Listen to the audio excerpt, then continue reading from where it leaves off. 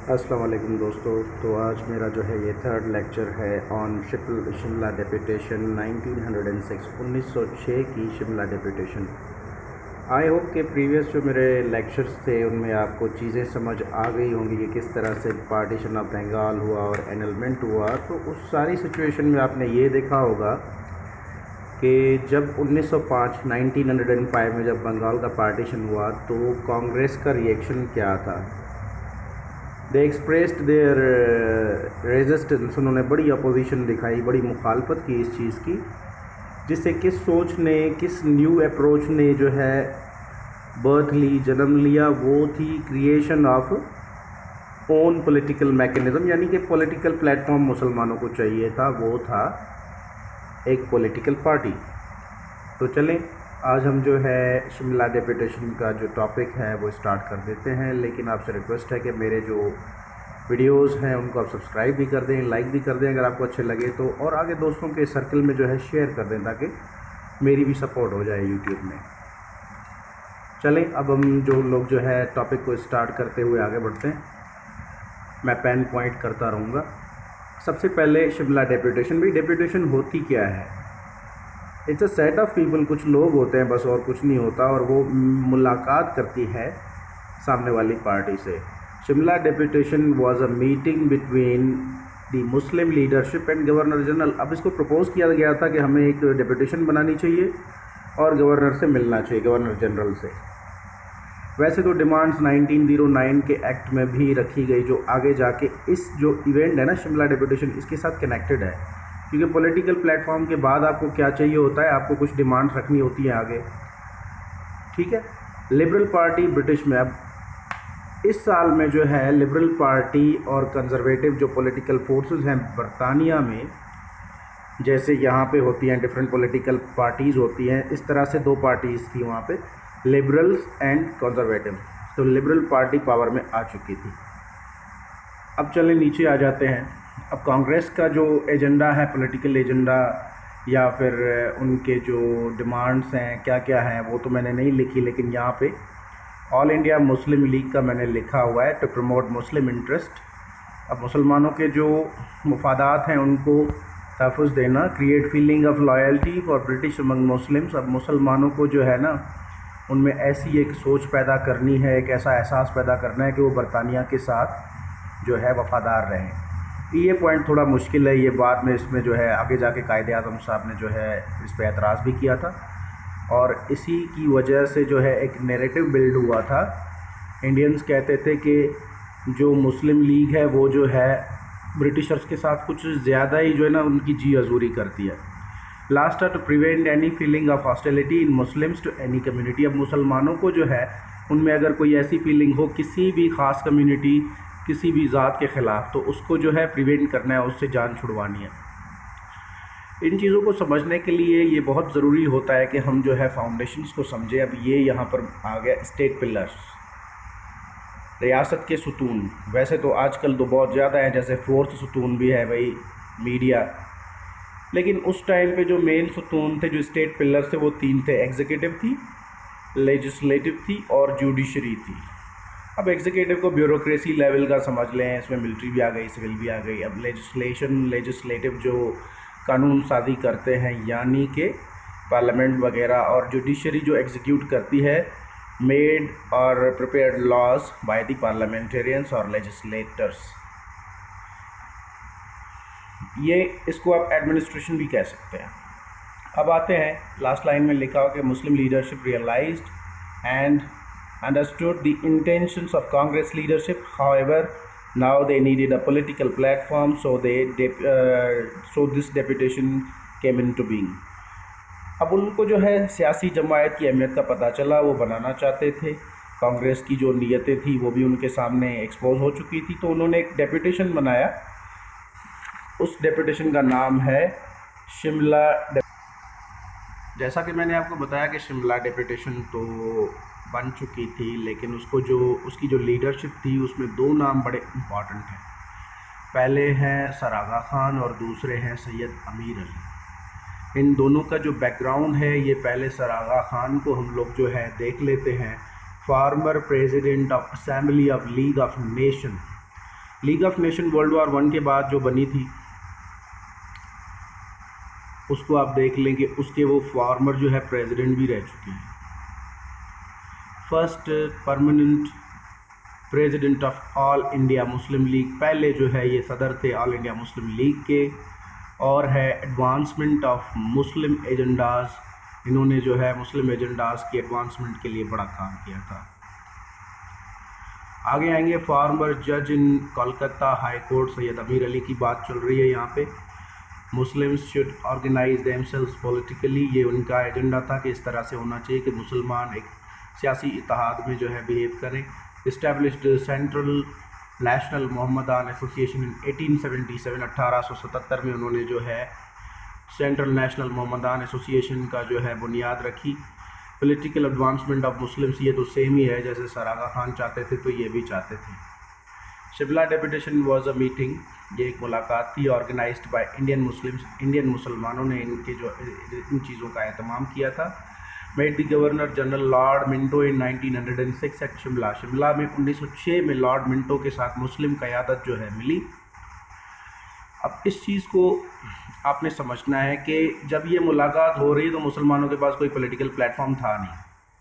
कितने मुस्लिम्स थे? Muslims leadership presented there demands with 1,25,000 signatures. भाई वो अपनी जो है डिमांड्स लेके आए थे 1,25,000 जो है दस्तखतों के साथ। अब डिमांड्स जब जो है लॉर्ड मिंटो तक पहुंची जो कि गवर्नर जनरल थे, ही डिनाइड। क्यों भाई? Minto denied and said he had no such power, neither Muslim leadership is a political party. ना ही उसके पास अप्रूवल की पावर थी, ना ही मुस्लिम लीग की जो क़यादत थी वो कोई पॉलिटिकल पार्टी थी। तो एडवाइस भी कर दिया लॉर्ड मिंटो ने कि आप एक सियासी जमात बनाएं, उसके बाद अपनी डिमांड्स मेरे पास लेकर आएँ। फिर उसके बाद उन डिमांड्स को अच्छे अच्छे रिमार्क्स के साथ मैं भेजूंगा सेक्रेटरी ऑफ स्टेट जो कि मॉर्ले थे। अब याद रखें कि हर गवर्नर जनरल डिसीजन मेकिंग का पावर उसके पास नहीं था, अप्रूवल नहीं दे सकता था या डिसअप्रूवल। उसका काम था सेक्रेटरी ऑफ स्टेट को वो चीज़ भेजना। फिर उसके बाद सेक्रेटरी ऑफ स्टेट अपने रिमार्क्स लगा के ब्रिटिश पार्लियामेंट को ये भेजता था। अप्रूवल और डिसअप्रूवल ये ब्रिटिश पार्लियामेंट ही जो है डिसाइड करती थी। अच्छा, सर आगा खान के हवाले से आपने ये पॉइंट नोट करना है, farmer president of assembly of league of Nations है, ठीक है। तो इस पर थोड़ा रिसर्च जो है ना खुद भी क्या करें। देखिए,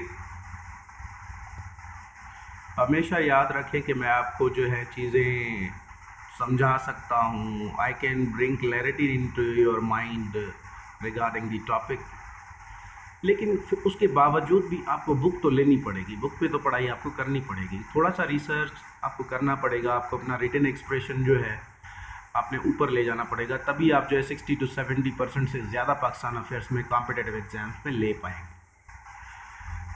30 दिसंबर 1906 all India Muslim league emerged, established भाई बन गई। अब Shimla deputation had 35 Muslims, 35 Muslim members थे। अब इनकी डिमांड्स को समझ लेते हैं कि क्या थी। अब एग्जीक्यूटिव में जो है ये राइट्स मांग रहे थे, जॉब्स मांग रहे थे, एजुकेशन यूनिवर्सिटीज़ मुसलमानों के लिए मांग रहे थे। जुडिशरी में ऐसा एक पार्ट वो चाहते थे कि इंट्रोड्यूस करवाया जाए, ऐसी कोर्ट्स भी हों जो मुस्लिम लॉज को समझे, इस्लामिक लॉज को समझे और उस हिसाब से मुसलमानों के लिए फैसला according to their religion they follow. उसके बाद आता है लेजिस्लेटिव्स में। अब सर इमाम अली जो है ये सैयद अमीर अली इनके साथ थे। अब ये देखिए, seats according to Muslim population, वो चाहते थे कि हमारी आदमशुमारी के हिसाब से उसके मुताबिक हमें जो है सीट्स दी जाए। 100 सीट्स में से 25, 25 ऑफ 100, 20 आउट ऑफ लिखना था लेकिन प्लेस नहीं थी मेरे पास इतनी। 25% मुस्लिम्स जो है वो पावर चाहते थे, जो कि बुरा नहीं था मेरे ख्याल से। सेपरेट इलेक्टोरेट, ये बड़ा मसला था। अब सेपरेट इलेक्टोरेट किस तरह से, 100 में से अगर 45 सीटें दी जाती कांग्रेस इंडियन नेशनल्स को, तो उसमें से 15 समझ ले मुसलमानों को अलहदा दी जाती, जिसमें मुस्लिम ही वोट करता और मुस्लिम ही इलेक्ट हो सकता था। इलेक्टेबल वही था, कॉन्टेस्ट भी वही कर सकता था इलेक्शन में। बाकी जो 35 रखी गई थी उसमें हिंदूज भी कर सकते थे, मुस्लिम्स भी कर सकते थे, वोटर भी हो सकते थे, यानी वो जनरल थी। तो सेपरेट इलेक्टोरेट एक बड़ा मसला था इनके लिए। पिन पॉइंट यहाँ पे लिखा हुआ है, idea of separate electorate, no political future without the above said above. ऊपर जो कहा गया है कि ये डिमांड्स है हमारी, इन पे मुसलमानों ने कहा कि अगर ये पूरी नहीं होती तो हमारा कोई मुस्तकबिल ही नहीं है।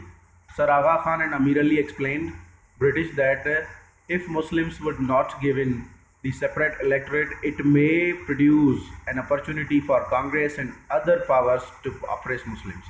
वो कह रहे थे कि भाई अगर मुसलमानों की ये डिमांड्स पूरी नहीं होती, उनके पास सेपरेट इलेक्टोरेट नहीं होगा, तो फिर या कांग्रेस या कुछ और कुव्वतें हैं जो मुसलमानों के ऊपर जुल्म कर सकती है, उनका इस्तेसाल कर सकती है, उनके साथ कुछ भी बुरा कर सकती हैं। तो in order to protect their rights, their interest, इन्होंने ये डिमांड रख दी।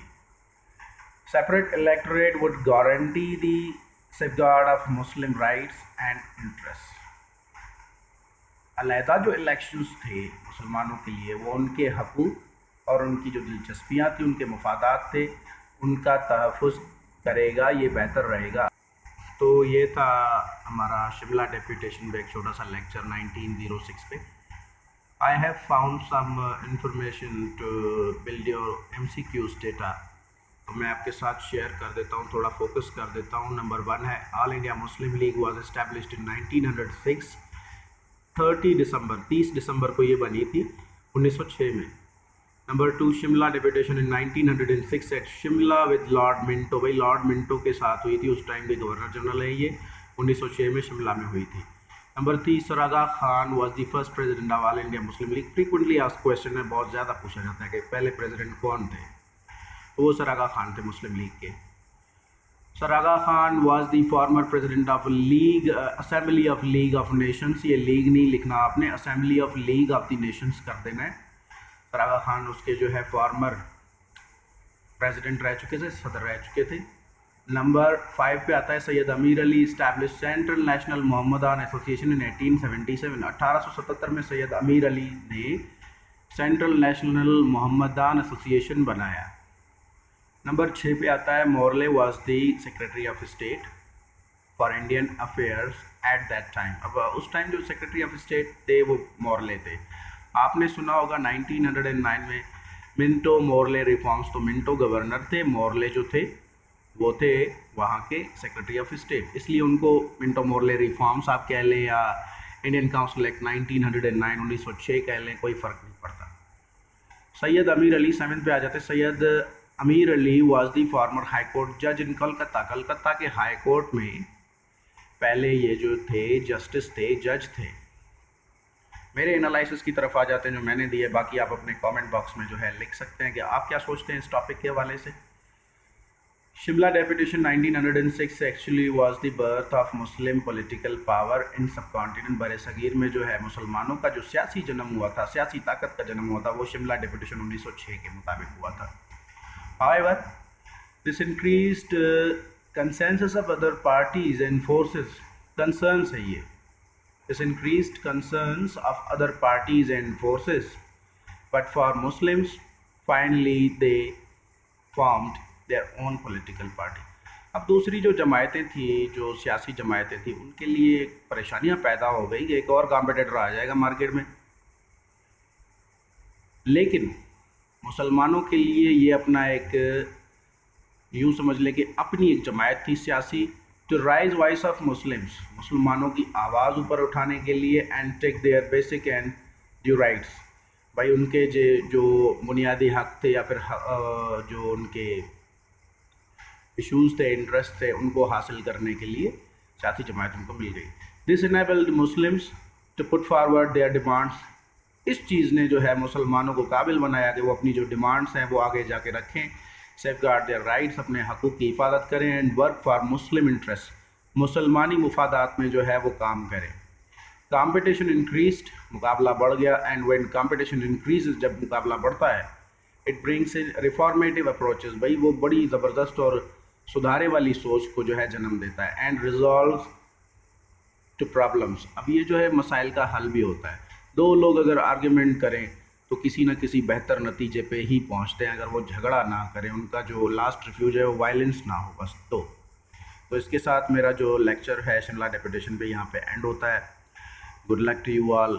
CSS जो है 23 और PMS 23 वो भी आ रहा है। PSC के तो रिक्रूटमेंट जनरल रिक्रूटमेंट्स चलते रहते हैं, सोप में अभी थोड़ा टाइम लगेगा। तो मैं ये चाहूँगा कि तहे दिल से तैयारी करें, अच्छे से तैयारी करें। इंशाल्लाह आप इन लेक्चर्स से बहुत ज़्यादा सीखेंगे, बहुत अच्छा लिखेंगे। एंड में last but not the least जो वर्ड यूज़ होता है उसी को यूज़ कर रहा हूँ कि मेरे चैनल को सब्सक्राइब करें, शेयर करें, लाइक करें और कमेंट बॉक्स में अपना कमेंट पास कर दें। Thank you. अल्लाह हाफ़िज़।